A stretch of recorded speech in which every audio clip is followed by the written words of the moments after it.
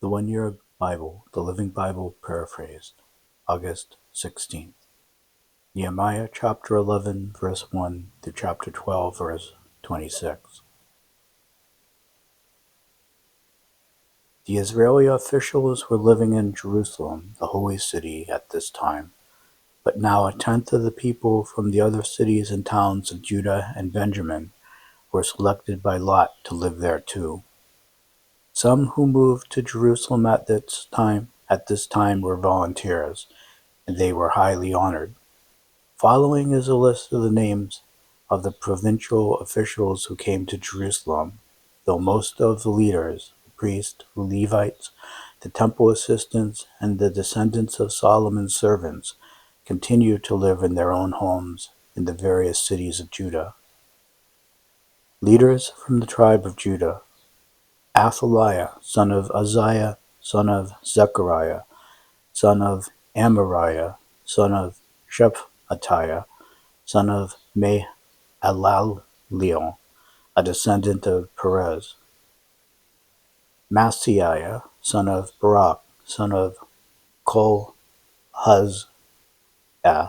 son of Hazaiah, son of Adaiah, son of Joarib, son of Zechariah, son of Sionite, of the Sionite. These were the 468 stalwart descendants of Perez who lived in Jerusalem. Leaders from the tribe of Benjamin: Shalu, son of Meshullam, son of Joed, son of Pedaiah, son of Koaiah, son of Maaseiah, son of Ithiel, son of Jeshaiah. The 968 descendants of Gabai and Salai. Their chief was Joel, son of Zichri, who was assisted by Judah, son of Has and Nua. Leaders from among the priests: Jediah, son of Joiarib, Jachin, Seariah, son of Hilkiah, son of Meshullam, son of Zadok, son of Merioth, son of Ahitub, the chief priest. In all there were 822 priests doing the work of the temple under the leadership of these men, and there were 242 priests under the leadership of Adaiah, son of Jehoram, son of Pelaliah, son of Amzi, son of Zechariah, son of Pashur, son of Malchijah. There were also 128 stalwart men under the leadership of Ashsai, son of Azarel, son of Ahzai, son of Meshilemoth, son of Immer, who was assisted by Zabdiel, son of Haggedolim. Levite leaders: Shemaiah, son of Hashub, son of Azrikam, son of Hashabiah, son of Bunai. Shabbethai and Zonadab, who were in charge of the work outside the temple. Mattaniah, son of Micah, son of Zabdi, son of Asaph, was the one who began thanksgiving services with prayer. Bakbukai and Abda, son of Shambua, son of Galal, son of Jeduthun, were his assistants. In all there were 284 Levites in Jerusalem. There were also 172 gatekeepers, led by Akub, Talmon, and others of their clan. The other priests, Levites, and people lived wherever their family inheritance was located.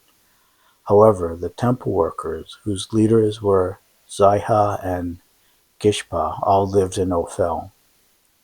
The supervisor of the Levites in Jerusalem and of those serving at the temple was Azai, son of Bani, son of Hashabiah, son of Mattaniah, son of Micah, a descendant of Asaph, whose clan became the tabernacle singers. He was appointed by King David, who also set the pay scale of the singers. Pethahiah son of Meshezabeel, a descendant of Zerah, a son of Judah, assisted in all matters of public administration. Some of the towns where the people of Judah lived were Kiriath Arba, Dibon, Jacob, and their surrounding villages, Jeshua, Moadah, Beth Pilet, Hazar Shual, Beersheba and its surrounding villages, Ziklag, Mechannah and its villages, and Rimmon, Zorah, Jarmuth, Zanoah, Adullam and their surrounding villages, Lachish and its nearby fields, Azekah and its towns. So the people spread from Beersheba to the valley of Hinnom. The people of the tribe of Benjamin lived at Geba, Michmash, Aijah, Bethel, and its surrounding villages, Anathoth, Nob, Ananiah, Hazor, Ramah, Gittaim, Hadid, Zeboim, Nebalat, Lod, Ono, the valley of the craftsmen. Some of the Levites who lived in Judah were sent to live with the tribe of Benjamin. Here is a list of the priests who accompanied Zerubbabel son of Shealtiel and Jeshua: Aiah, Jeremiah, Ezra, Amariah, Malluch, Hattush, Shechaniah, Rehum, Meremoth, Iddo, Ginnethoi, Abijah, Mijamim, Maadiah, Bilgah, Shemaiah, Joiarib, Zedaiah, Shalu, Amok, Hilkiah, Jedaiah.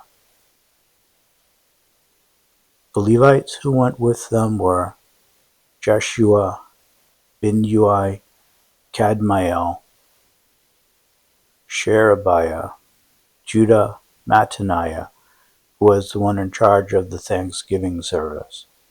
Bakbukiah and Unai, their fellow clansmen, helped them during the service.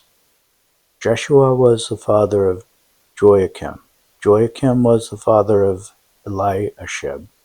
Eliashib was the father of Joiada. Joiada was the father of Jonathan. Jonathan was the father of Zaddua.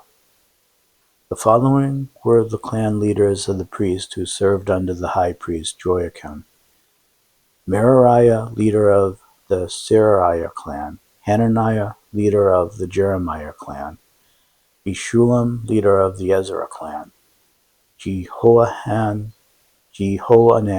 leader of the Amariah clan; Jonathan, leader of the Malchi clan; Joseph, leader of the Sebaniah clan; Adnah, leader of the Harim clan; Helkai, leader of the Meraiath clan; Zechariah, leader of the Iddo clan; Meshullam, leader of the Ginnethon clan; Zichri, leader of the Abijah clan; Piltai, leader of the Moadiah clan; Pelatiah, leader of the Moadiah and Min clans; Shammua, leader of the Bilgah clan; Jehohanan, leader of the Shemaiah clan; Mattaniah, leader of the Joiarib clan; Uzziah, leader of the Jedaiah clan; Kalai, leader of the Salai clan; Heber, leader of the Amok clan; Hashabiah, leader of the Hilkiah clan; Nethaneel, leader of the Jedaiah clan; Ajinai, A genealogical record of the heads of the clans of the priests and Levites was compiled during the reign of King Darius of Persia, in the days of Eliashib, Joadah, Johanan, and Jaddua, all of whom were Levites. In the book of the Chronicles, the Levite names were recorded down to the days of Jonathan, son of Eliashib.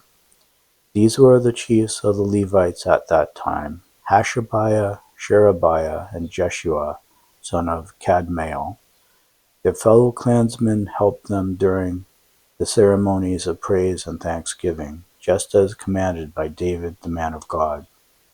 The gatekeepers who had charge of the collection centers at the gates were Mattaniah, Bachubiah, Obadiah, Meshullam, Talmon, Akab. These were the men who were active in the time of Joachim, son of Jeshua, son of Jozadak, when I was the governor, and when Ezra was the priest and teacher of religion. First Corinthians chapter 10, verses 14 through 33. So, dear friends, carefully avoid idol worship of every kind. You are intelligent people. Look now and see for yourselves whether what I am about to say is true. When we ask the Lord's blessing upon our drinking from the cup of wine at the Lord's table, this means, doesn't it, that all who drink it are sharing together the blessing of Christ's blood? When we break off pieces of the bread from the loaf to eat there together, this shows that we are sharing together in the benefits of his body. No matter how many of us there are, we all eat from the same loaf, showing that we are all parts of the one body of Christ. And the Jewish people, all who eat the sacrifices, are united by that act. What am I trying to say? Am I saying that the idols to whom the heathen bring sacrifices are really alive and are real gods, and that these sacrifices are of some value? No, not at all. What I am saying is that those who offer food to these idols are united together in sacrificing to demons, certainly not to God. And I don't want any of you to be partners with demons when you eat the same food, along with the heathen, that has been offered to these idols. You cannot drink from the cup at the Lord's table and at Satan's table too. You cannot eat bread both at the Lord's table and at Satan's table. What, are you tempting the Lord to be angry with you? Are you stronger than he is? You are certainly free to eat food offered to idols if you want to. It's not against God's laws to eat such meat, but that doesn't mean that you should go ahead and do it. It may be perfectly legal, but it may not be best and helpful. Don't think only of yourself. Try to think of the other fellow too, and what is best for him. Here's what you should do. Take any meat you want that is sold at the market. Don't ask whether or not it was offered to idols, lest the answer hurt your conscience. For the earth and every good thing in it belongs to the Lord and is yours to enjoy. If someone who isn't a Christian asks you out to dinner, go ahead. Accept the invitation if you want to. Eat whatever is on the table and don't ask any questions about it. Then you won't know whether or not it has been used in a sacrifice to idols, and you won't risk having a bad conscience over eating it. But if someone warns you that this meat has been offered to idols, then don't eat it for the sake of the man who told you and of his conscience. In this case, his feeling about it is the important thing, not yours. But why, you may ask, must I be guided and limited by what someone else thinks? If I can thank God for the food and enjoy it, why let someone spoil everything just because he thinks I'm wrong? Well, I'll tell you why. It is because you must do everything for the glory of God, even your eating and drinking. So don't be a stumbling block to anyone, whether they are Jews or Gentiles or Christians. That is the plan I follow, too. I try to please everyone in everything I do, not doing what I like or what is best for me, but what is best for them, so that they may be saved. Psalm 34 verses 11 to 22. Sons and daughters, come and listen and let me teach you the importance of trusting and fearing the Lord. Do you want a long, good life? Then watch your tongue. Keep your lips from lying. Turn from all known sin and spend your time in doing good. Try to live in peace with everyone. Work hard at it. For the eyes of the Lord are intently watching all who live good lives, and he gives attention when they cry to him. But the Lord has made up his mind to wipe out even the memory of evil men from the earth. Yes, the Lord hears the good man when he calls to him for help and saves him out of all his troubles. The Lord is close to those whose hearts are breaking. He rescues those who are humbly sorry for their sins. The good man does not escape all troubles. He has them too, but the Lord helps him in each and every one. Not one of his bones is broken. Calamity will surely overtake the wicked. Heavy penalties are meted out to those who hate the good. But as for those who serve the Lord, he will redeem them. Everyone who takes refuge in him will be freely pardoned. Proverbs chapter 21 verses 14 through 16. An angry man is silenced by giving him a gift. A good man loves justice, but it is a calamity to evildoers. The man who strays away from common sense will end up dead.